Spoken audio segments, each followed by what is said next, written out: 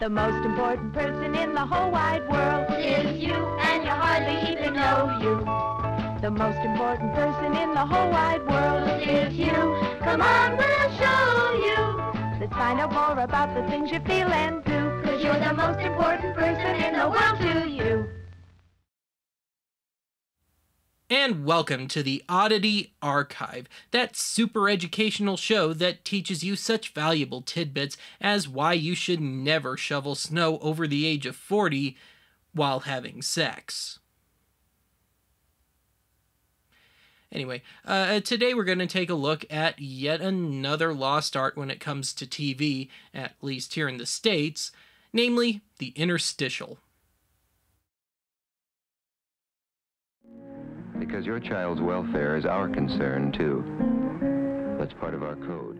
One likely consequence of the television code is the abundance of between-show filler programming, particularly during the 1970 to 83 time period, designed to help perpetuate the image of free-to-air TV operating in the public interest.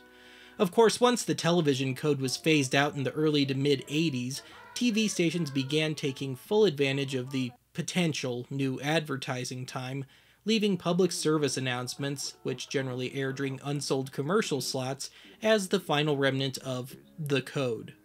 By the time the early 90s rolled around, broadcasters had settled on the mandatory minimum of 3 hours a week of educational programming, and the public interest interstitial was finally, truly dead.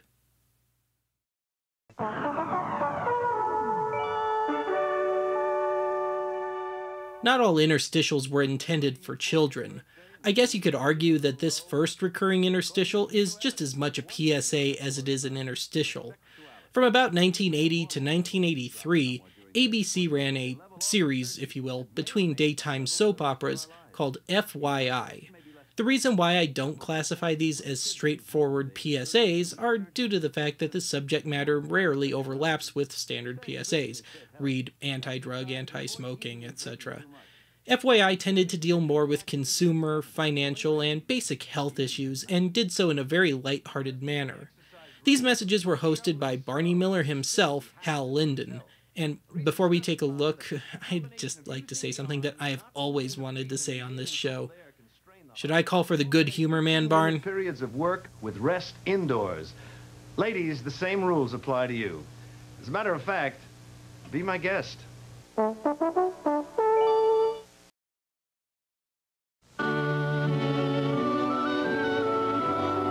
FYI, frying your intestines?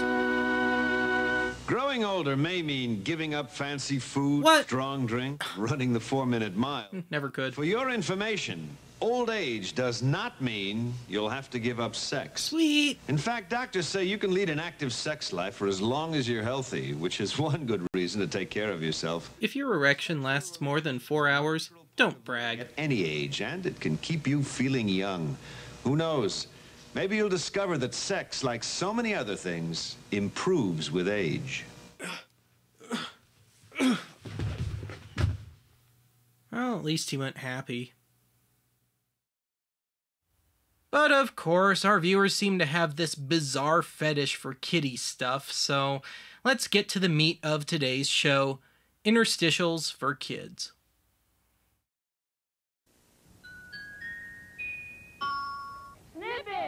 Our first topic comes to us by way of the long-defunct Field Communications, who owned independent stations in Chicago, Boston, San Francisco, and a few other places. These were called snippets, or maybe it's snipettes or something, given the spelling. Snippets were 1-minute fillers that discussed topics as disparate as safety, occupational ideas, and health PSAs. Because sometimes it's a real fine line between PSA and interstitial, isn't it? If I have any real issue with snippets, it's that, like most supposedly educational programming, it kind of beats you over the head. Anything you want, I do.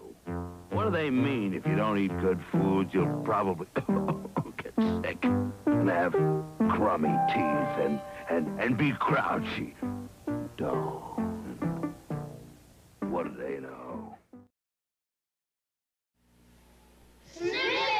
Snipettes! It's Jerry Overstreet, and I like what I do. No, really. A lot of people wonder what goes on inside a fire station. Well, if I'm not fighting fires... I'm fighting my damn nagging wife. With roll call. After breakfast... I mop up the speakeasy. Then all the equipment is checked out. From the library. And we're always drilling on some new techniques, or even old ones, to make sure we're prepared. So that's what happened to my car! When asked, we're happy to do home surveys. Really, lady? You're only using 11 plugs and 2 outlets? I never know what is going to happen next. There is excitement, but also danger. And good friends have been lost fighting fires. They all fell out the back of the truck on the way to calls. And I usually do. I know I've done my best for the community. Which we're now leaving. Suckers.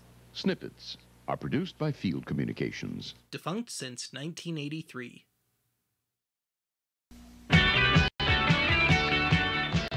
And since we're on the subject of Field Communications, Field also produced a series of 10-minute-long interstitials in 1979 called Hooray for Reading.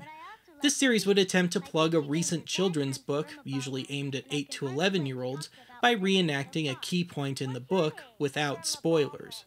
The reason Hooray for Reading only lasted 10 installments is because it was met with complaints from authors that it was giving away their work for free.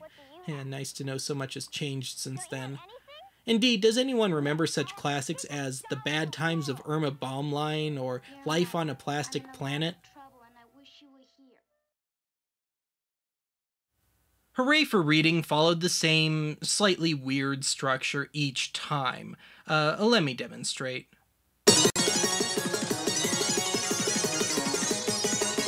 I like to review things. I guess you could say I've, formed a certain bond with it. But I also like to read. Stories like Don't Mime If I Do, in which a mime smokes a lot of imaginary cigarettes.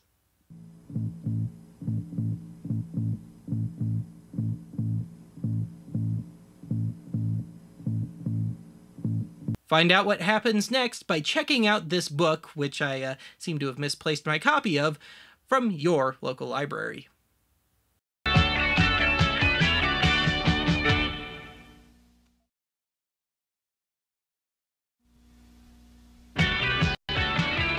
Ah, yes, your warped outlook on life from reading too much. Yay! It's fun to play volleyball. You never know how the game's going to end. But I also like to read. About volleyball. Writing stories, like A Billion for Boris, that makes you wonder what's going to happen next. Like, will Boris ever play volleyball again?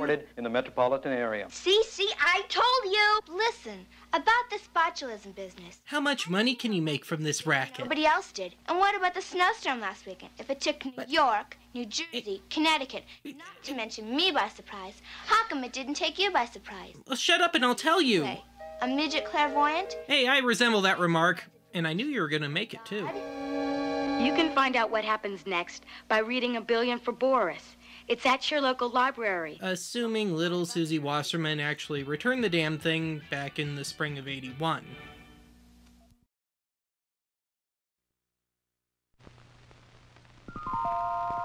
Spend some time with us.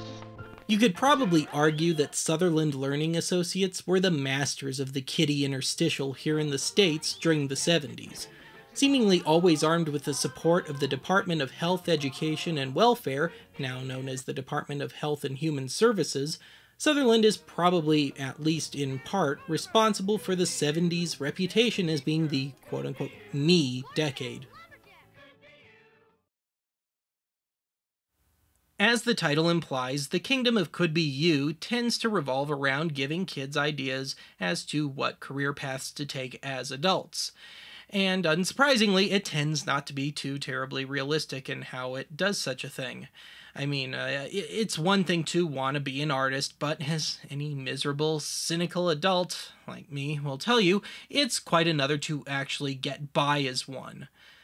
Well, that and it doesn't tell you that a career change is much easier said than done.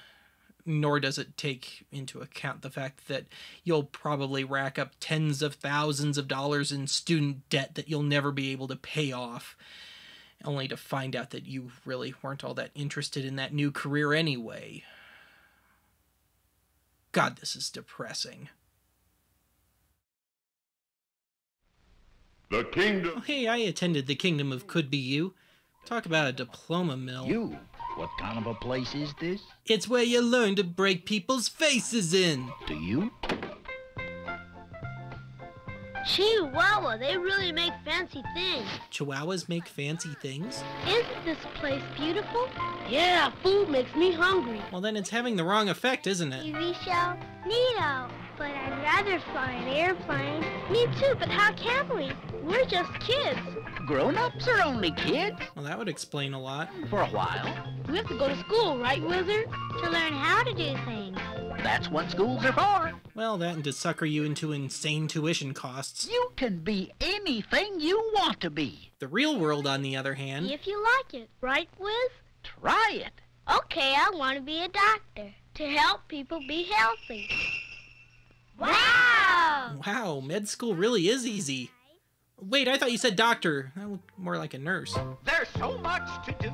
There's so much to be. So much could be you. So much could be me. Why, I'm 87 years old and still haven't picked a career.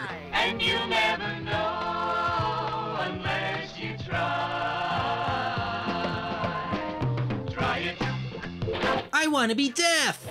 Try it. I want my work to hang in seedy motels everywhere. I want to decide who lives and who dies. I want to be squeezed out of a gigantic tube of toothpaste. And try building a wall. Try making it. I tell you, anthropomorphic fish with an arm growing out of its butt is going to be huge. Building 9 stories high. Does it feel good? Does it satisfy? No, it's got to be bigger, bigger, bigger. Oh, unless you try. Try it. I want to be a disgraced ex-golf champion. You know, I just can't do this. Let's just end it here. And want to learn more about it. The most important person in the whole wide world is you. Today's last recurring interstitial is bound to be one familiar to children of the 70s and early 80s. This series was called The Most Important Person. Spoiler alert, it's you, my little Liebchens. And like the Kingdom of Could Be You, these were made by Sutherland Learning Associates, again armed with the financial resources of the Department of Health, Education, and Welfare. Though I can't find a reliable source for an exact figure, there were at least 60 of these films made. I found about a dozen of these shorts just floating around on video sites, and I've also found a slightly bootleggish DVD-R set featuring a total of 33 of these films. And again, like Kingdom, as these are government-funded films, the odds of an official home video release is extremely slim. Hi, my name's Soft. Welcome to the land of touch. The land of touch? I don't like to touch, 'cause I just mess things up when I touch them. But touching things is good. Like the Kingdom of Could Be You, I have rather mixed feelings about The Most Important Person. On the one hand, I think that their hearts were in the right place, but on the other, I think they were kind of blowing sunshine up your ass. I mean, I really think this is kind of the start of the whole everybody gets a trophy sort of mentality, and in that it kind of fails in teaching those valuable life lessons that I kind of wish somebody had taught me when I was a kid. Having said all that, I definitely prefer this over the Kingdom of Could Be You.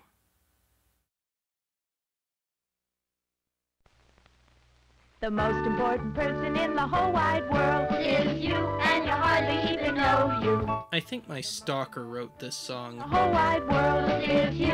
Come on, we'll show you. I collect your hair, finger, and toenail clippings too. 'Cause you're the most important person in the world to you. And they say my generation has ego problems. Cutting with my scissors, cutting out a picture of a painting I had painted of a person's face.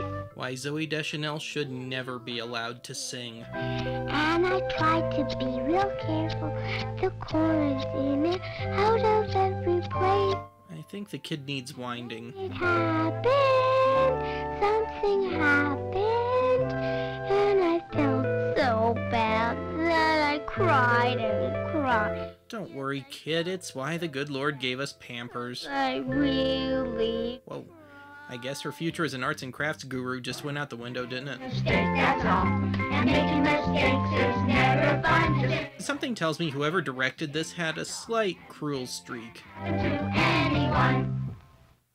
Poor Macaulay Culkin. At the table, putting down the silverware. Wow, so nice of the last kid to share her voice with the fat boy. Each plate, I got the glasses, and I tried to be real careful as I poured the milk, but I was just too late.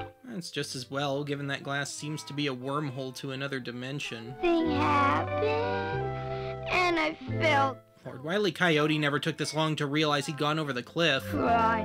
Yes, I felt so bad. And you're gonna feel even worse when I'm through with you, young man. That was my brand new carpeting you just spilled your damn milk on. You are never gonna live this down, Junior. And making mistakes is...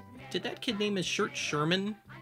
Seems appropriate, I guess. And mistakes can happen to anyone. Anyone can make a mistake. Anyone can make it. But it's extra funny when it happens to Ben. The thing to do when it happens to... Okay, there wasn't a budget or a footage issue here. The director just really likes this scene. To make it go right when you start all over again. And fail. I was building up a building taller than the tallest building. I smell a future indie rocker. For it grew and grew so high, I felt terrific.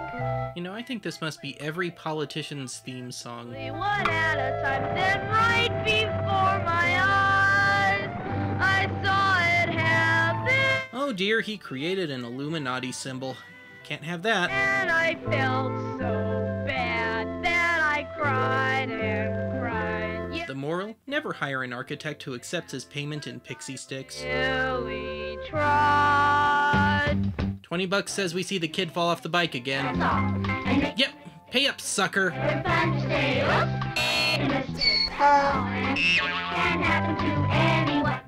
Poor Sherman. Clumsiest shirt that ever lived. Okay, with regards to that last lyric that I was kind of talking over, mistakes can happen to anyone. Well, that's not really true. I mean, yeah, I know I'm nitpicking, but mistakes, they don't happen to people. They're kind of generated by said person. I mean, it's not some weird divine embarrassment or something. Hey, if you're going to teach the kids, teach them right.